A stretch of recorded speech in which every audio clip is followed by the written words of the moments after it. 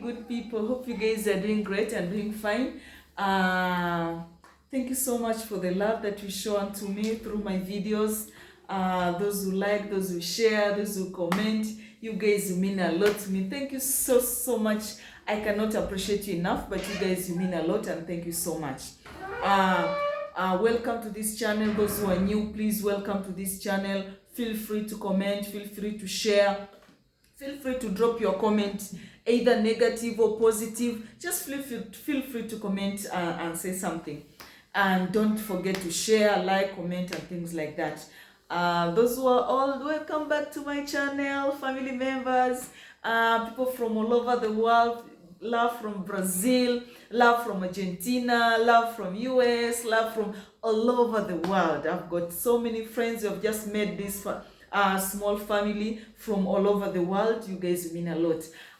Today's video, we are going to look on, as I said on my videos, we'll be looking on children in particular. We'll be looking breastfeeding. We'll be looking on first-time moms and all that. So today I want to discuss on something particular, and today I want us to talk on about mastitis. What is that? Do you know anything about that? So stay tuned and let's learn a little bit about it and why it happens and what causes it and how you can avoid it or how you can prevent it, and so that it can stop, because if it happens, it's something very hurtful. I can promise you it has happened to me once, and I'll never want it any first time mom for it to happen. So first of all, what is mastitis? Actually, it's I can, in a simple language or in a very layman language, it's just a swelling on your breast, and it normally happens on one breast. It's just a small, it can be a small swelling. It's like a lump, but this is more, it's beyond engorgement. It's beyond breast lumps. It's beyond, because the pain is so severe, and something, it can be so painful.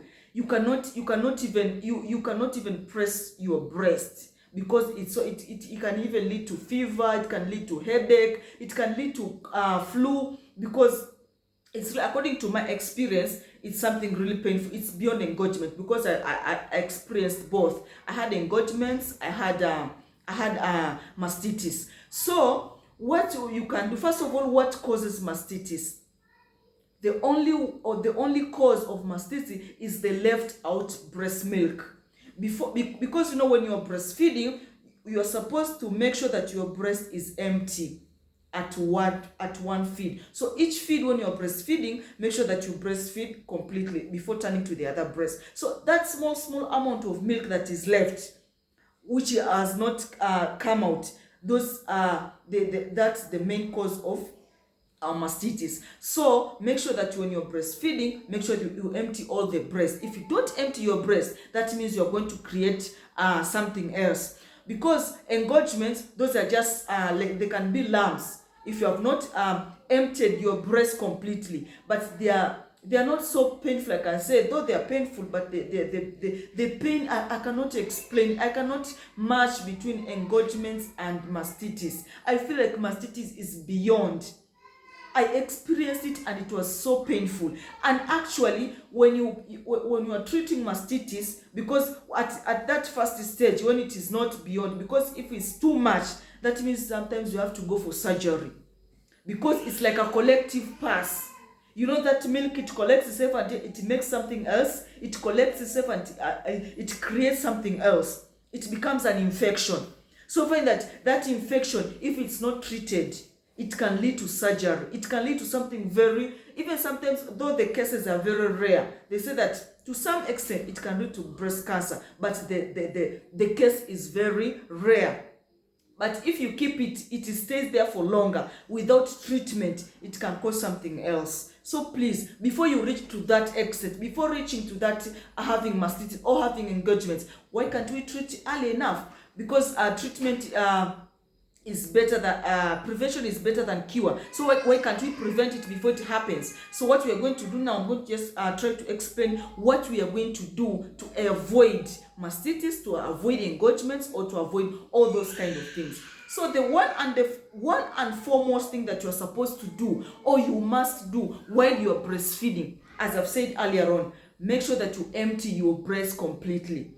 And here, because there are some women who are very blessed, they have so much milk. So what you're going to do after you're breastfed, if you feel that you still have milk, please pump.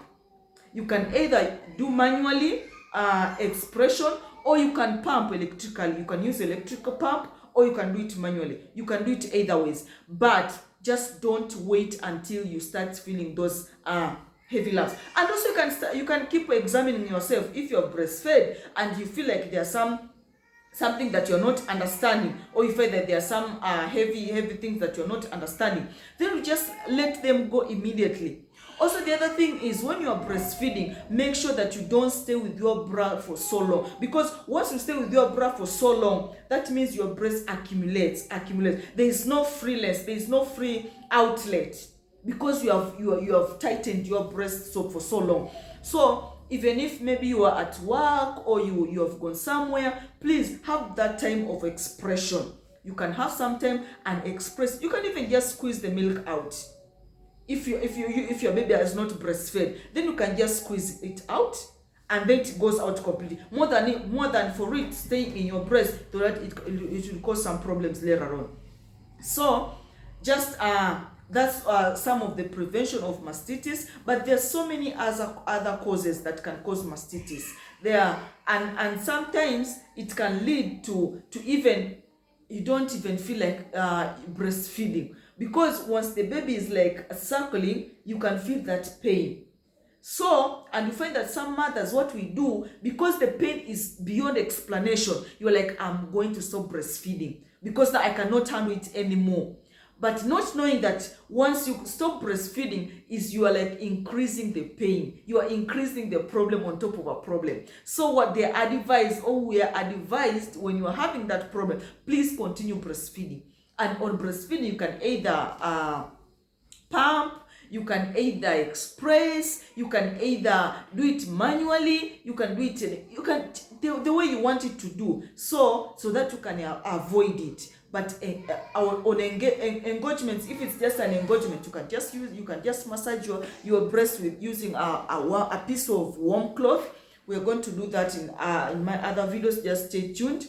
How you can heal cracked nipples, because once you don't breastfeed, there's a high probability of having cracked nipples, because the pressure that wants to come out of your breast is so high, but then you're not letting it out. What will end up, your nipple will dry up, and then it will create cracks. But we're going to look on how we are going to look on how you can heal those cracked nipples, how you're going to help with mastitis, how you're going to prevent it, and so many other things. So you guys, hope this video is so helpful, but stay tuned. Let's learn together. Drop your comment and tell me what you know about mastitis, how you avoided it, how you prevented it if at all it happened to you, because this is a forum of learning. This is a platform for all of us to learn. So share your comment. Feel free to share your comment and tell us what you feel about today's topic. Otherwise, thank you so much, you guys. I love you. Bye for now.